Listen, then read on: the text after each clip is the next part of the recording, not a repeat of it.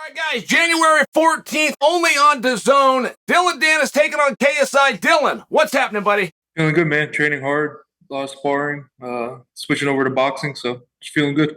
I got to tell you, I'm looking forward to you and KSI, but I have been thoroughly enjoying you and Ariel Helwani. I got to tell you, I think you guys get along well together, but Ariel looks genuinely agitated. What is that? Is he really getting annoyed with you? Ariel's a tough kind of, I don't know, he's weird. He's very emotional, very sensitive. He can give it out, but he can't take it, which is like one of the worst things you could be in this world. You know, when you're in high school or, anywhere really, whenever you're in a friend group, no one really likes the guy that can, talk shit to everybody, but when he gets it back, he can't take it and he goes home crying. That's kind of how Ariel is. He's a bully. He doesn't take criticism well. But the interview did the best numbers that he's gotten all year. So right now it's his most viewed interview. And Dillon, I think that's why I asked, because you guys are really great together, and not very many people get to come in studio. I mean, I don't know if I've ever been in Ariel's studio. That's like, for a high-level guest, he brings you in. You guys seem to have this great rapport, and then he appears to not enjoy your company. I'm just wondering if that was sincere, because when I watched it, and to your point, it did huge numbers, I liked every second of it. Yeah, I really enjoyed it because, obviously I'm not going to fight him. He's called me, words and stuff like that. I took it as a grain of salt. I was an adult there. I feel like he was just coming off as, very hostile and very agitated. Yeah, I don't know. He's weird to gauge. He's a very weird kind of guy. Like, I can't tell. Like, after he wouldn't talk to me, so I really can't tell if he took it to heart. I didn't take anything he said to heart. I mean, he just bounces right off me, so I'm kind of used to it. Maybe he's not used to getting criticism to his face. Even when I walked out of the studio, all his guys are like clapping, like, "Oh, that's gonna be great! It's the best numbers we've ever done on the live." And he was just like super upset. I don't know.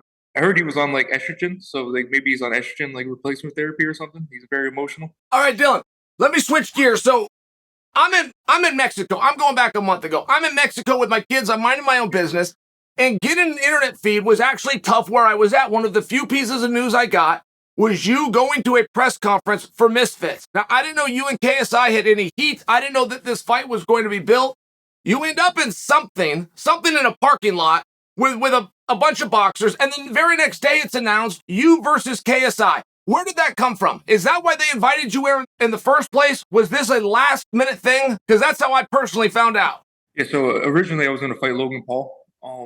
It was already signed. Everything was done, ready to go. And then he blew his knee out in WWE.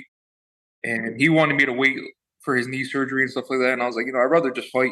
I don't want to keep waiting. So they offered KSI. And I was like, yeah, it's fine. I don't care. I just want to, take a fight. And so we were supposed to be announced on that same date, me and Logan. But then instead we did me and KSI.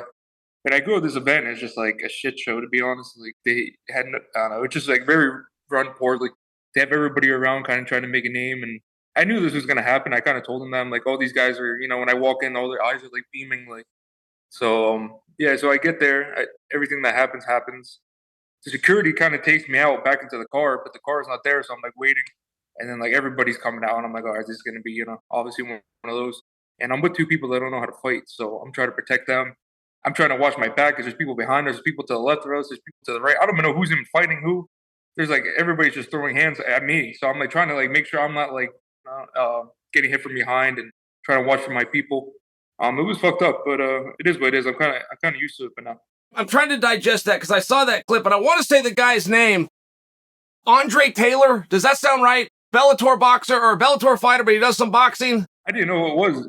I just heard screaming behind me, and I was like, "Oh, these homeless guys out here are crazy." And so I wasn't even paying attention to it. I was just trying to get to my car, and I really don't know that guy. I really don't know who that is. I think he used to fight in Bellator. I don't know. Okay, and speaking of used to fight in Bellator, I'm looking forward to you and KSI. Like, I think that's something fun. I think that's something special. But Scott Coker has commented and said, "Man, I've got him under contract. I would love if Dillon fought here." So that would be my question to you. Why did you choose to go box as opposed to do MMA? What was in that thought process?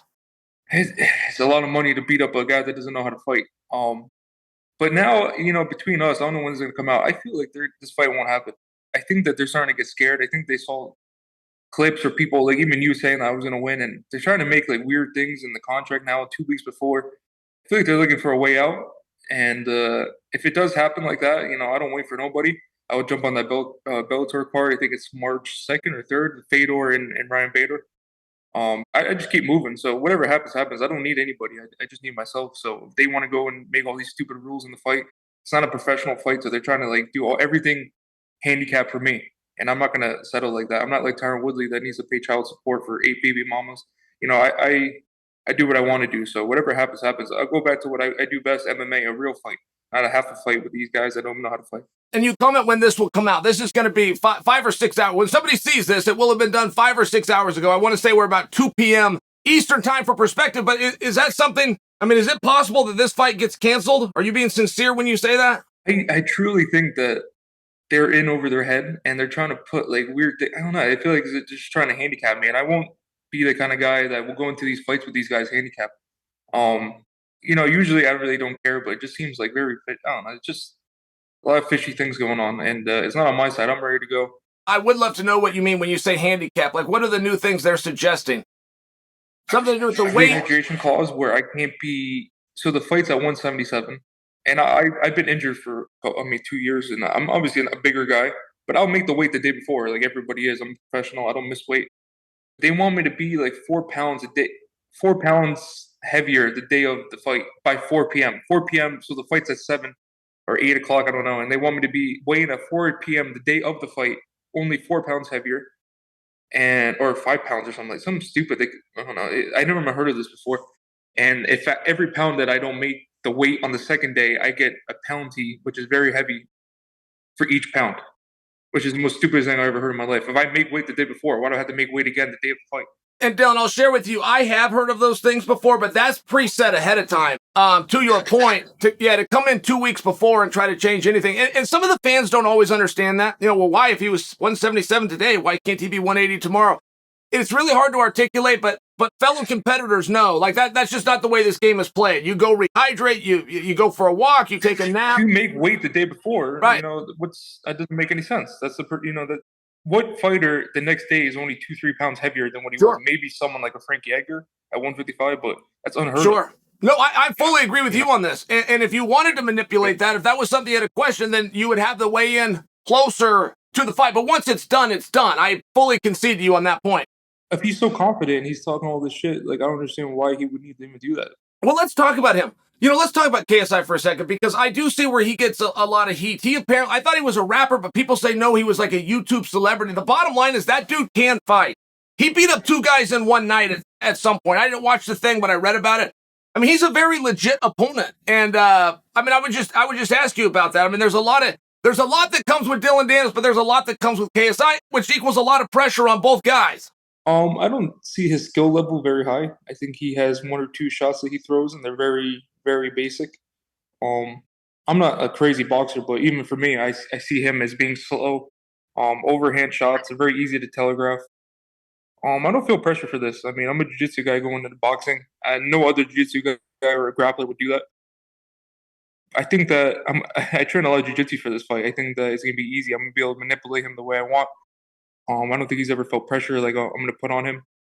I just see him breaking. I see him quitting, or either him going down on knee. I don't know. I just see him not being able to handle the pressure. Well, I'm glad that you're back and healthy. I know that you dealt with a knee surgery. It's very nice just from a fan perspective, on a human level, to see that you're back and that you're able to compete. And I was also suspended for 7 months from the Khabib thing. I was suspended for that, and then I got injured. So, like, people are like, why hasn't he fought in so long? I dealt with a lot of stuff that people don't know behind the scenes. I didn't know about that. They gave you a 7-month suspension. How did you get involved? I've always been a little confused in that, because I read the headlines like you were the skunk at the garden party, but he came over the cage, and he came to you. I could have sued for a crazy amount of money. I mean, like, a fighter jumps over the cage, and when I'm cornering, I'm not even paying attention. I'm getting punched from behind. Like, it's crazy. Like, I obviously took it whatever it was, because, it's just how I am, but it's fucked up. And Dillon, I remember that Conor was even taking some heat for that. And I just remember as a fan going, wait a minute, Conor's in the ring where he's supposed to be. They came to him. How did that extend it to you, or that extended to Conor? I always found that to be a surprise now that you bring that topic up. Yeah, I think in the lead up, we were all kind of going back and forth with each other. And I think he obviously saw me after the fight. And during the fight, like, a lot of people don't know, when he was up against the cage, he was like kind of like motioning things to me, like with his face and his fingers and stuff. And I was just kind of like, it's weird. And then in between rounds, when I was behind Conor, when Conor was sitting there, I was looking across from him, and he was like screaming at me and stuff, and like kind of trying to come towards us still. So I could just already tell he was hostile. And then after the fight, he was pointing at me and screaming. So I said, "Come here!" Like I went like this, and then he came and yeah, it was just like that. It was crazy. Happens fast, man. It happens fast. You're bringing up some good stuff. All right, to move forward, January 14th, it's going to be on DAZN. You and KSI. Anything else you want to get off your chest? No, I think it'll be easy fight, easy night, big payday, and then go back to MMA or knock out Logan Paul. I haven't decided yet what I want to do, stick with the boxing or just go back to MMA.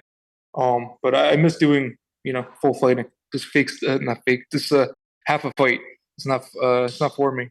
I'd rather just go back and start choking people up. Well, you look great, buddy. I wish you the best of luck. I will definitely be tuning in. Thank you, Dillon.